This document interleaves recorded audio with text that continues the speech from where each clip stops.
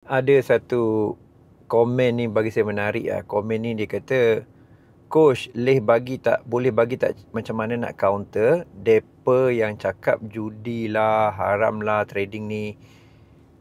Bagi satu video, letih aku nak tepis, time profit minta pinjam.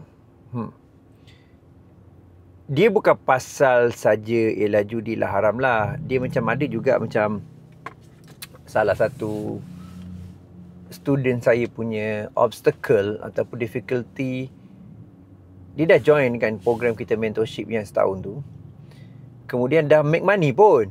Lepas tu dia macam ada lift of faith sikit. Dia bayar program kita yang boleh kata pricing boleh tahan kan.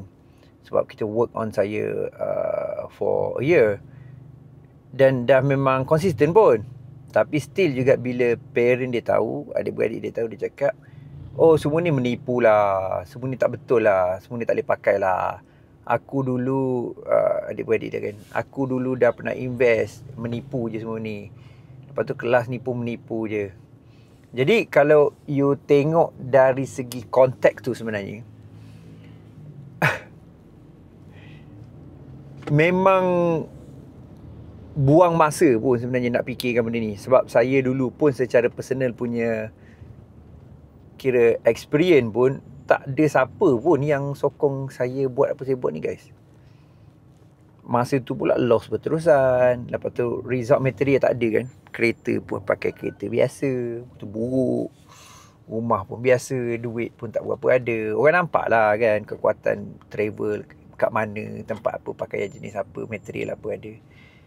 Jadi pada saya lah kan, untuk yang trading dan nak buktikan, nak jawab. Jawapan saya tak perlu buktikan, tak payah jawab guys. Apa kejadah nak buang masa, baik trading, buat profit, diam-diam dah, buat hal kita. Biar let result speak itself. Okay, let result speak itself. Biar hasil tu yang menunjukkan bukti dia, bukan kita, tak perlu. Sebab salah tu benda yang paling big mistake ialah bila kita hidup, dia panggil seeking for others approval. Okay, seeking for others approval. Benda ni yang paling teruk guys.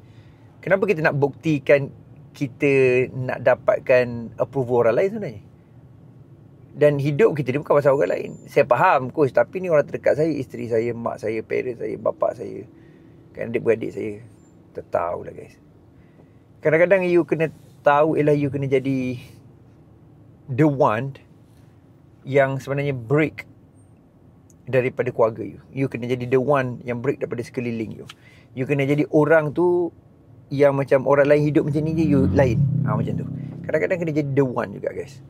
Alright, tak perlu ikut apa benda dan sebagainya. Yang pentinglah buat benda betul. Jangan tipu orang dan kelikat apa yang kita tengah buat. Saya dapat itulah antara halangan yang berlaku. Maksud saya, tak payah tepis, tak payah pun cakap apa, lantaklah dah kita buat benda betul. Industri ni besar guys. Dan benda ni, industri pun international recognized. Saya dipanggil cakap dekat Dubai, dekat Hong Kong, dekat Singapura, dekat Japan. Lepas tu nak cerita apa? Sama juga you dalam bidang yang sama guys. Cuma kena cari right person, right platform je lah. Alright, jumpa lagi.